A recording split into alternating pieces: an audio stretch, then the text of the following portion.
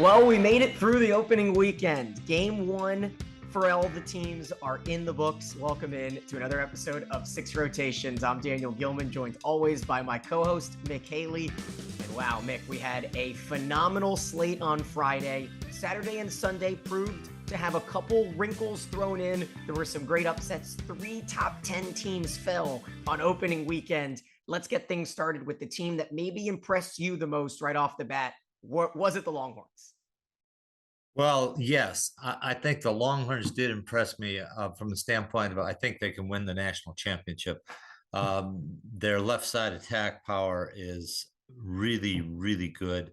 And they have some options now at middle blocker where they do some switches with Molly on the right side and they can go back and forth. I think their setting is really stable. That's the one thing. And if I picked one thing for Texas after watching, their only Achilles heel is the passing, and that's it. They really are loaded. Nebraska is the only team that I see that's close to them in talent right now. So I like the poll. I think that's pretty good. And Daniel, I like the first 15. I'm a little squirmish yet on Pittsburgh and Baylor, but I like the first 15. I think the coaches did a good job. Well, let's go ahead and start to reveal some of these poll names, and we'll start with the top 5. And there's one team that started in the top 5 that did fall out, and that is Wisconsin. So the biggest upset of the weekend comes down in Texas, a match that we weren't even able to watch because of all of the nonsense SEC network regulations. And if there's a host school that's in the SEC, we saw this as well over in Tennessee with the Knoxville regional matchup. But if there's not an SEC team involved and they don't want to put it on SEC Network Plus, nobody got to watch Baylor and Wisconsin. And it was a fun 5th set, at least from the stats. I think they might have gotten a live stream going in that 5th set from a fan, from the stands perspective. 35 total service errors, one of those sloppy, ugly matches. On the bright side for Wisconsin, they're right on that bubble. We'll talk about 6 through 10 in a minute, but let's focus here. Nebraska looked superb, right? We had the little back and forth. I'll have to say I was wrong about Nicklin Hames getting that setter spot. It was Bohr. She blocked like a menace. She swung like a machine. And I'll tell you what, Nicklin filled in nicely in that O'Connor role. Yeah, it's pretty interesting how that will go throughout the year. But I did hear those rumors that they were going to move in that direction, and maybe just to keep the players happy, or it may be that's the direction they're going to go. So we have to watch that closely. Hey, what do you think about Louisville, though, in Minnesota? They didn't show you as much in the first week, but boy, are they loaded up with schedules for next week. So we can talk about that later, but they're right in the middle of the hunt here. I'm disappointed in Georgia Tech's schedule. I wanted them to schedule tougher here. The coaches give them a 5 ranking. I think they're that good, but I don't see them playing the schedule. What do you think? Well, right off the bat, we saw a very tough opener. And I mentioned that last week, right, with Kayla Banworth and her team down in Oxford. And they were hosting that little threesome with Illinois and Georgia Tech. And Mississippi got off to a hot start, took the first set blowout fashion against the Yellow Jackets. And then we saw Bergman step up, right? 32 kills, 5 errors, 60 swings. Aaron Moss also adds a little bit of help there. So they swept through Illinois after the 4-set win. Georgia Tech's a team that they will be challenged in the ACC, right? And so that's something where I'm not necessarily going to discredit them for not having the Stanford style schedule or Ohio State that we'll talk about in a little bit. Louisville as well, right? Their opening weekend, yes, they were impressive. South Dakota did not play as well as maybe some thought. I thought, they could be a team that could bother a team like Louisville, but Northern Kentucky and Missouri are not teams. However, at Western Kentucky on Wednesday, that's going to be the real challenge, right? Lauren Matthews matched up against Iko Jones and the company up front. I thought that replacing Stevenson looked seamless. And then the setter situation, what do you think there with Louisville? I like the kid from USC that transferred. Yep. She did a nice job, and she's surrounded by attackers where she doesn't have to be quite as accurate. So I think if she gets comfortable, she can put the ball out there to the left side very well.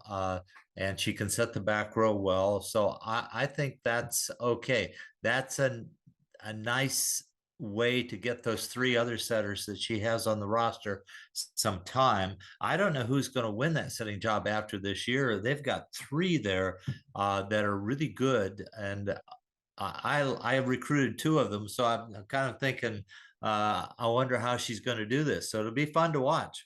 Out of Spain, Raquel Lazaro is the one who won the job. She was great, had 5 kills on 5 swings against South Dakota. Wasn't very attacking in the other 2 matches, though. But you mentioned Ellie Glock, Paige Morningstar, both got a set each in the weekend. But Chaussee was superb. She played in every set for Louisville. And then the big killing performance by Anna DeBeer and Aiko Jones were both standard. And Minnesota, they were dominant against Baylor. And to turn around and see what Baylor did the next day against Wisconsin, that almost bumps up the Minnesota win for a lot of us watching in. But Texas, oh, we got to talk a little bit more about Texas. And let's do so while we talk about 6 through 10. That's where Ohio State's going to stay right here, bumping just back from 7 to 8. They switch. BYU bumps up. Wisconsin goes down from 3 to 6. And then Baylor jumps 7 spots, our biggest jump in the rankings, from 16 to 9, and Pitt falls from 6 to 10. Ohio State did not have an answer, Mick, and they will have to turn their stuff around because they're going to play against every team that made the Sweet 16 last year. Eggleston and Skinner, 18 and 17 kills in the 4-set match. They both hit over 350 on Friday. Whew, I believe that Texas is going to be a team that will run rampant through this season. There are a couple challenges, right? They've got Stanford coming in, but aside from that, I'm not seeing the Longhorns losing. I'm going to say it right now. Yeah, I feel the same way. Their schedule would indicate that they play Minnesota at home, so that's good. I think they go out to Stanford, so that's a problematic, but it's also we need to see where Stanford is. I think with their talent, they have to be in that group of 8, but I don't know for sure. You mentioned Ohio State, and I got to watch them. And, I was critical last year. I thought they ran out of gas because of Londot couldn't score, but she took the lead, and they still couldn't do anything with Texas either night. And I thought I was critical of Londot last year at the end, but I thought she brought the heat, did everything I want her to do. Gabby Gonzalez was the one that couldn't score against the Longhorns. And if you can't score with your top 2 scorers against the Longhorns, you're going to lose, right? Yeah, and Ohio State's going to have a whale of a weekend. We'll have a little segment at the end of the matches to watch. I also do a little bit of a Twitter quick video every Friday now, so you can stay tuned at Daniel Gilman to get a little bit more of an in-depth look at every weekend. But San Diego in Louisville, and then Louisville on the road coming up for Ohio State. Then they've got BYU and Georgia Tech and Tennessee and Pitt, and it's going to be one of those roads where if Jen Flynn Oldenburg can't turn things around, and I know it's crazy, right? This is us standing here a week ago and me saying that they're going to be a Final Four contender, but that's how quick things can flip. And that's why it's fun being on this side, because we can blow a little bit of gas out of our air and speak, as talking heads. But a couple other teams in this 5, right? Wisconsin had Sarah Franklin really showing out. She had a phenomenal matchup against TCU. The Michigan State transfer had a 407 hitting percentage against the Horned Frogs. She had 22 kills against Baylor as well, but the serving was terrible. The passing wasn't great from Wisconsin, and they ran a 6-2 offense. That's something that I'm not sure a lot of people were expecting. There were a couple teams in this weekend that threw out 6-2s, and you wonder, as a coach, Mick, let me ask you, was there ever a time that you ran a 6-2 early in the season and then you immediately changed your mind? No, I ran a 6-2 both years we won at USC, 2002, 2003. We're the last school to win with the 6-2, but I kind of cheated in the second year because I started freshman setter, and every time it got going tough, I stayed in the 5-1 with Tony Anderson setting because Tony was really good. So I think, you make a good point about the coaches using 6-2 early because they can play more players. They can look at some people. That first 2 or 3 weekends, you might see that a little bit. And let's talk about Pitt for a second because they did a little bit of that. They did a very interesting thing. Akia, the former setter, did not play. She did not play in any of the three matches, and they used a sophomore who came to set but was the right side last year, and a transfer who was a hitter who sat one or two positions so that the other setter could hit. Now Pittsburgh is manipulating things right now, so I'm not sure Pittsburgh deserves to be in the top 10, or will get better when they get their setter back and that sort of thing. They are having trouble scoring points right now. And that's They why lost a lot, right? Ende and Lund are just two huge names, Mick. It's not going to be easy. They've got Vasquez Gomez. She played pretty well in the sweep of Hawaii, but everyone kind of ran through Hawaii this weekend. A&M beat them up. USD and Pittsburgh both swept the Rainbow Wahine. Vasquez Gomez, and then there's a player named Dalton that you got to keep an eye on for Pitt. But I'm with you. I think this is going to be a bit of a two-horse race up top in the ACC. And then if the Panthers can step up, maybe they can get into that conversation. But it feels like the veteran leadership on the side of Georgia Tech with Bergman, then you've got all that power up front with Louisville. I want to talk a bit here before we move on about Baylor, because Baylor's going to have one more pre-conference test. They'll play Pepperdine this upcoming weekend, and then the schedule kind of softens up a little bit going into conference play for them. Lauren Harrison was really good. She was the one name coming in that we kind of had an eye on. 18 kills against Wisconsin. Riley Simpson stepped up as well. But the blocking for the Bears is going to be what defines them this season. Do you think that they have a chance to beat Texas this year? That's kind of the conversation today. I don't feel like anybody but Nebraska has a chance to beat Texas. Now, there's one team that can beat Texas, and that's Texas. Okay. That All right. that's Coming in with that the may old House be of the Dragon here. that may be the only team that can beat Texas, honestly, because they were really, really good. And so powerful that I actually wasn't astonished. I expected that, but they played like I expected they could, and I was really quite impressed with that. Nebraska has the talent to challenge that. Okay, you did mention that those guys beat up on Hawaii this weekend, but let me tell you about Hawaii. I went to the matches, and Hawaii has got two parts of their system back. Their ball control was absolutely superb. Their setter is absolutely tops in the Yeah. conference. Kate Long, one of my favorite. I think I talked about her last week or the week before. She was excellent, and I think that what Hawaii needs now is some arms. If they had some of this is Soji. This is just like Soji's team without arms. They don't have those two big left sides or a big left side and a right side to hammer balls. If they add that, Hawaii's back in the hunt. Well, they lost both of them last year, right? Brooke Van Sickle, the All-American, was great. Skylar Williams helped lead them to the tournament. I think Amber Igidi, the middle blocker, the big one out of Louisiana, I think, she's a top 10 middle blocker in the nation right now. So you're right. It's one of those things where if they can step up, the Big West is very beatable. It's not a conference that showed out too well in this opening weekend. UC San Diego did beat Cal, though, in 5. So that was one step up for the Big West, but it should still be Hawaii's conference. I don't want to necessarily say otherwise, but they're just not necessarily in the national picture right now. Well, they'll have trouble. They'll have trouble with Long Beach.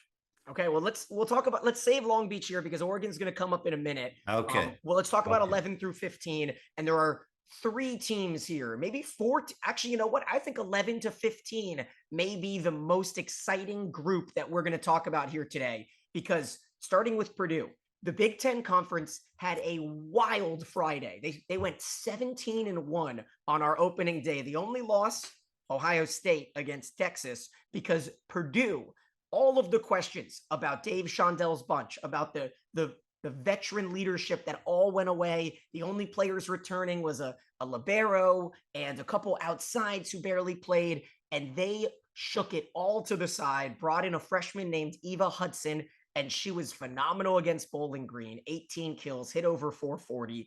Comeback win at Tennessee, where, get this, they switched setters midway through the match. Megan Renner comes out. The Northern Illinois transfer, Grace Fallon-Cipher, comes in. She provides a spark, and Purdue starts the season unbeaten. And just like that, right? It feels like every couple of years they doubt Dave Shondell and he comes back in and shows that good coaching can kind of brush aside some of the top prospects in the nation. There's another one that's doing the same thing with good coaching, but in a little bit different way. Jen Petrie has always had her teams competitive. Ever since she left Indiana State and went to USD, Yep. USD has been competitive, but they've never been in a position to win. And all at once, guess what happened? She got Blossom from Penn State to set, and she was magnificent this weekend. I have to tell you, she did more things that I've ever seen. She was so good. But the big improvement is adding the two IU transfers. Edwards in the middle, or sorry, Edwards on the outside, Yeah, she's good. and Buckwell in the middle. And those two, now they've got two left sides to score. Add the 6'5" Froling on the right side, who's absolutely bouncing balls. I mean, she bounced balls this weekend. So they now have three top scorers. I think Katie Lukes is the other left Yep. side, 6'2" left side that hammers the ball there for them. They're a legitimate contender. I don't know if they can go deep enough, but Blossom makes them play at a much higher level. And I wouldn't want to play them right now. I'll tell you right now. And they've scheduled, they've not done their one heavy weekend and two light weekends. They're going for it. So watch San Diego right now. Petrie is all over this. I'm impressed. She's always played it a little bit safe, but she's going for it now. She feels like she has the numbers. Oh, and she has the Kentucky transfer graduate Goddard in the middle too. She's got a 6'3" transfer there.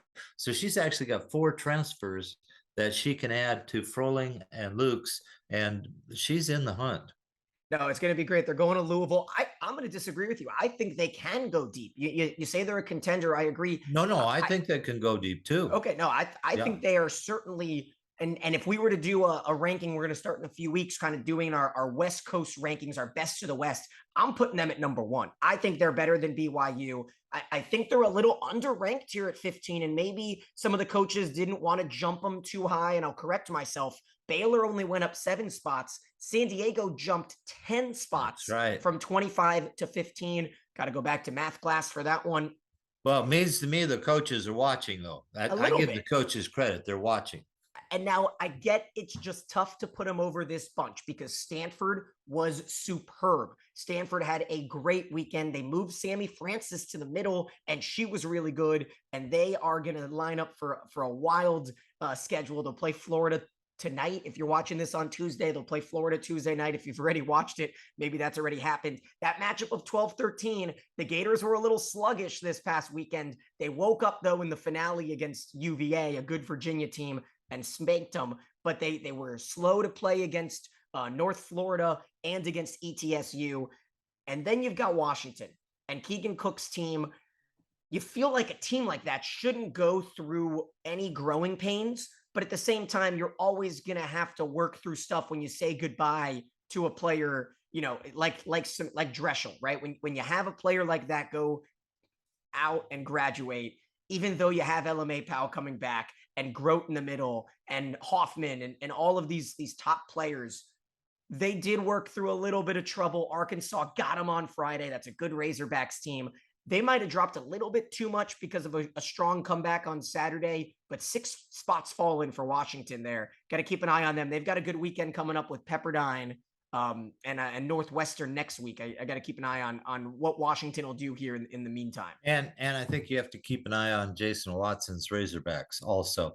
He has had these kids now 4 or 5 years, and they grind well. On Friday night at home, when they got Washington, they were at their best.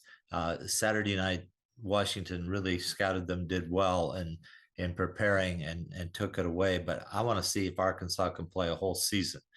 Jason's teams are good at times, but we need a whole 3 months here. I think the SEC was quietly the most impressive conference this weekend, just in terms of expectations and then how they represented. Arkansas played really well. I'm going to talk about our snub of the week coming up. I don't want to tease it because then you'll know who didn't make the top 25, but there's an SEC name that got a little disrespected. And then, Washington will face Iowa and Illinois this upcoming weekend in Boulder, Colorado. So a chance there, not much to gain, a lot to lose for the Huskies in their pre-conference schedule if you take a deeper look at that. But obviously the San Diego, Ohio State, Louisville weekend is the one that we've got our eyes on here in this 11 to 15 group. Let's move to 16 to 20. And there's more SEC talk here with Kentucky. They fell to Marquette. And this is one of those odd ranking situations here. Marquette, we haven't talked about them yet. They jumped into the rankings, but just there at the bottom, Kentucky fell from 11 to 16. Were you able to watch any of that? We had Kathy DeBoer on the call there. I did. And Deborah was great. She was awesome. Yeah, it was good to hear her voice. She picked out a lot of things. I love when she does the color because she's a volleyball coach and she can talk our talk. But Kentucky's interesting. They're trying to play with 6 role players. They're well coached and they play hard. But I think they're going to be down here in this area. I don't think they move up, honestly. Interesting. So I think they found the new stumbler, right? This Lamb outside is really, really good. Looks exactly like the kind of style that Craig Skinner loves to kind of create and bring up. She combined with Adana Rollins for 28 kills and a 473 hitting percentage in that match. But Marquette was just stunning. They hit 400 in the 5th set. And that's just one of those where you kind of tip your cap to it. Kentucky's in here with Creighton and then Oregon. And Oregon in a match that I wasn't able to watch because it wasn't streamed either down in, I think it was in San Diego when Oregon and Long Beach State battled. What a comeback. I think it was 14 to 12 in the 5th set. Long Beach State behind Tyler Hildebrand, the new look team. They've got our Chacon sisters, right? Morgan and Savannah came over. We had that 3-way interview with the Chacons last season. Schwarzenbach was great. She didn't commit an error and all of that, and they still lose. So, Oregon's a team that you got to keep an eye on because that's a gritty win. Yeah, I picked Long Beach in that match, and it almost happened like that. I think that gives a little bit more credit to Matt Ulmer's Oregon bunch, and so we have to watch them a little bit. The team that I think gets too much love is Illinois. They haven't done anything, and yet they continue to be ranked in the top 20. And I'm not sure about that one either. That seems like a little bit of just your Big Ten bias, maybe. They'll have a chance this weekend and face Washington, so that could be one of those things. I agree. There was not much about Illinois. They got steamrolled by Pittsburgh in the last game of that matchup. I think, taking a look further, actually, excuse me, Georgia Tech, not Pittsburgh. Georgia Tech swept Illinois in that last one. And Creighton's a team that's going to lull you to sleep every year, right? And every year they're going to sit there in the top 20 or so, and they're going to make noise. And then every year, the Big East championship between Marquette and Creighton is always like a phenomenal 5-setter. They're going to take on Kentucky this weekend. That'll be really good in Omaha. It'll be a morning match on Saturday, Creighton and Kentucky, and then USC, the night match between Kentucky and USC, and then Creighton and USC will face on Friday as well. And then Kentucky plays Wisconsin. So that's a team that, you could kind of let them work themselves into or out of the top 20 if you want to. And you talk about Illinois and then Kansas. How about Kansas? They only jumped up 3 spots, but they smoked Utah, bumped them out of the top 25. This is a team in the Jayhawks that certainly can be that number 2 in the Big 12. That feels like that spot could be up for grabs under Texas. You think they can take Baylor? I think they can take on Baylor. I think Kansas State and TCU might be surprises this year in the Big 12 also. But they're not playing much competition. TCU did. They took on everybody the first weekend, but that's Jason Williams' first year coaching there, and he's got his daughter setting, and he's got some pretty good athletes, and he's a great coach. He's a good teacher, a student of the game. So I would keep your eye on TCU and Kansas State also to make a run there in the middle. Iowa State seems to be dead. They haven't shown up early like we normally would like, so they're not even ranked. So I think the Big 12 will be interesting after Texas. Yeah, I mean, I don't know. Caroline Bien, All-American a season ago, she comes back. They got the international kid from Nebraska, Aneska Zabo, I think you say her name, and she had 12 kills, hitting 380 in the win over Utah. I'm not saying goodbye yet to Kansas. They're obviously a team that made a little bit of run in the NCAA tournament a season ago. So that's a squad to keep an eye on. Now let's talk about our final five here. And there's a hodgepodge coming on. Western Kentucky didn't beat anybody. Can't really credit them too much. UCLA falls on opening morning, or excuse me, that was a night one, opening night to Utah State. I don't want to say I called that one, but I definitely, going into it, you had that feeling that a bunch of transfers playing together, it's hard to gain that kind of chemistry. And UCLA did not look like they were a team against the Aggies. And it's a Utah State team that's good, not great, but good enough to beat UCLA on Friday. Yeah, I think UCLA can move up. Okay, I think they can get better, like you said. I'm interested. Another one that I'm interested in is Penn State. They haven't proven anything yet. New coach. I think Katie's got to get on the schedule and beat some people to move up there. Think that's interesting. But another interesting thing is that SC just sits at 25.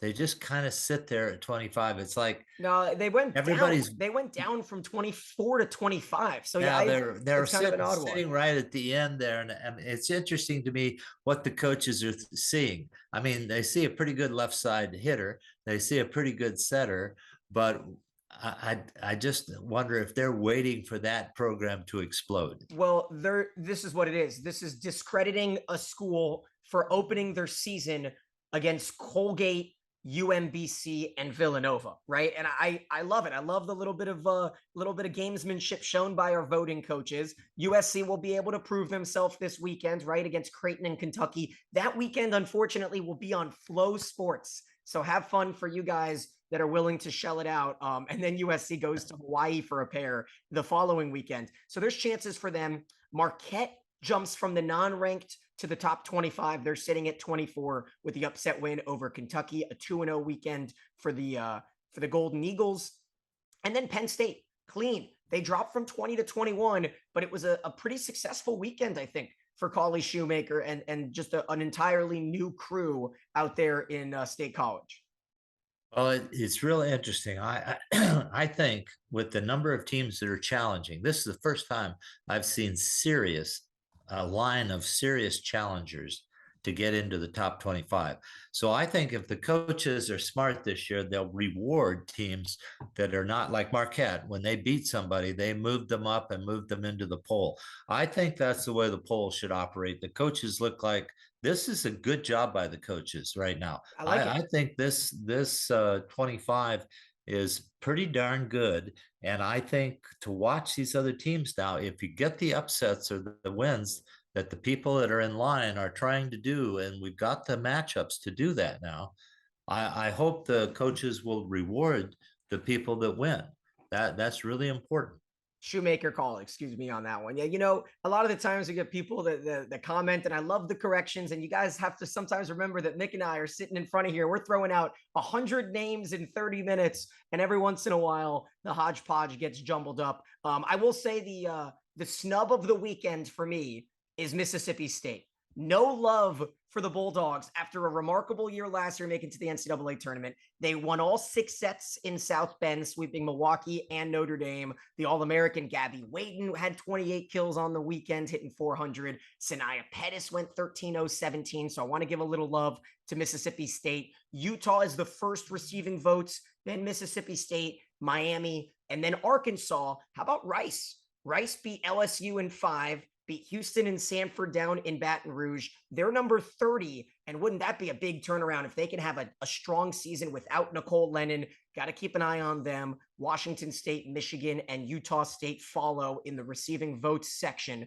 And Mick, before we get over to our top matches to watch, I want to talk a little bit about some of the non-Power 5 teams and give them a little bit of love. Our upset of the weekend, a winless season last year for San Francisco. They started the year 2-0. They beat Montana State in a reverse sweep. They lost the second set 25-8. They beat them in 5. Then they beat Grand Canyon on Saturday. So a great congratulations to San Francisco USF for our upset of the weekend. Lindenwood makes their first collegiate D1 appearance and sweeps Kinesis. So a first of the weekend there for Lindenwood as Allie Otten picks up the double-double with 30 assists and 10 digs. And then our first triple-double of the year, Mick, Rachel Fairbanks for Pittsburgh got a triple-double in the third set of their second match of the year. First triple-double for Pitt since 2006. Well, you can't leave out Bowling Green and some love for the MAC conference, because Ball State got rated. Bowling Green beat Tennessee 3-1 at Tennessee, but it should have been 3-0. That they were up 24-22 in the third set. It went 28-28 before Tennessee was able to win the third set, and then Bowling Green comes back and smokes them in the fourth set. MAC conference is doing well, and let's throw Toledo in there. Their win over Arizona State. We've got a MAC conference beating a SEC team. We got a MAC conference beating a Pac-12 team. I think we have to keep our eye on that. And this morning I read something very interesting. The Bowling Green, I believe it was the athletic director, said, "Why are we throwing all of our money into football? We should be throwing it into hockey. Hockey, we can win a national championship." Well, folks, throw it into volleyball and maybe add men's volleyball, because you can win a national championship in both of those sports, big guy. There we go. Preach, Mick. How about we get into our matches to watch for this upcoming week? Some big midweek ones. Tuesday night, 7 o'clock Eastern, SEC Network, Stanford against Florida, rematch of the national championship. Wednesday, Minnesota, Texas on Longhorn Network at 8, Louisville Western at 7 o'clock Eastern on ESPN Plus. How about the— Well, don't forget Thursday night match. I would put one that's way under the radar: Arizona at Colorado State. Arkansas, Colorado State.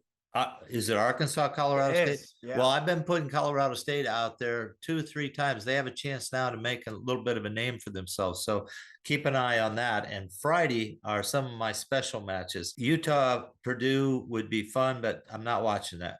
Marquette and Wisconsin would be fun, but I'm not watching that. I want to watch USD and Louisville. I think that is the match for Friday night. 7 o'clock, ACC Network Extra on the ESPN Plus app. Also, Pittsburgh against Utah State. Can't forget about that one. That's good for Friday. Those are some good ones. How about Saturday? Creighton, USC on Friday also. Okay. And Saturday, Kentucky, USC, Pitt, and Baylor is the one I want to watch.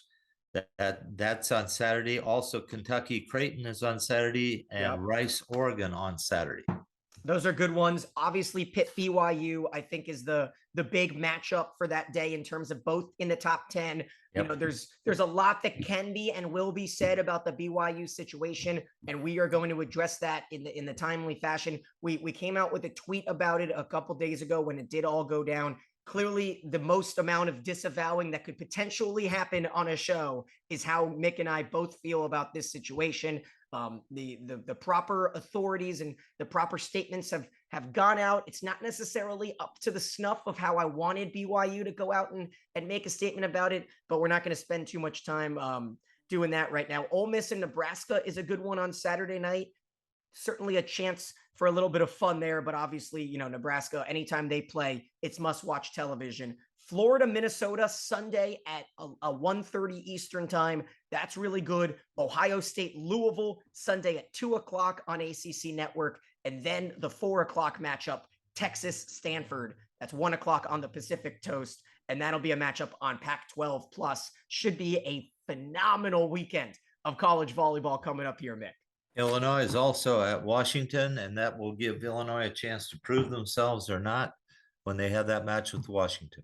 And there's also one more thing, you know, there were a couple tidbits here at the bottom end that I wanted to touch on. Obviously, the alternate arena that was played between Duke and Ryder, it's all a very wild, still forming situation. But in my opinion, that's something where if a player yells a racist word, not a player, not a player. Excuse me. If a fan yells a racist word, it's unacceptable. It's, you know, it's something that needs to be kicked out immediately, right? I don't know how everyone in the area in the section didn't stop and yell at it. There was a big moment in the Major League Baseball game last season in Colorado where they thought something happened and everything went running towards it. So I just wanted to spend a little bit of time here at the end, Mick, so that we can just kind of come out and completely be frustrated, because it's just a rant, right? There's no other word to say it. It's unexcusable.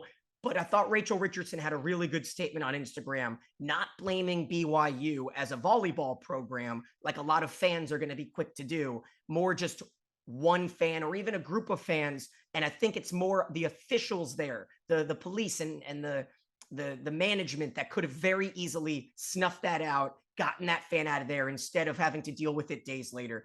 Another inexcusable moment happened as Chanel Bramschreiber, the transfer from Baylor, was suspended for half of the season for gaining access to an agent to try to go international and then changing her mind. Here, Mick, give me about 30 seconds to 45 seconds about your opinion here. Well, that's a hard one for me to see why she would get suspended. We have all kinds of basketball players that can go out, they can talk to people, they got agents.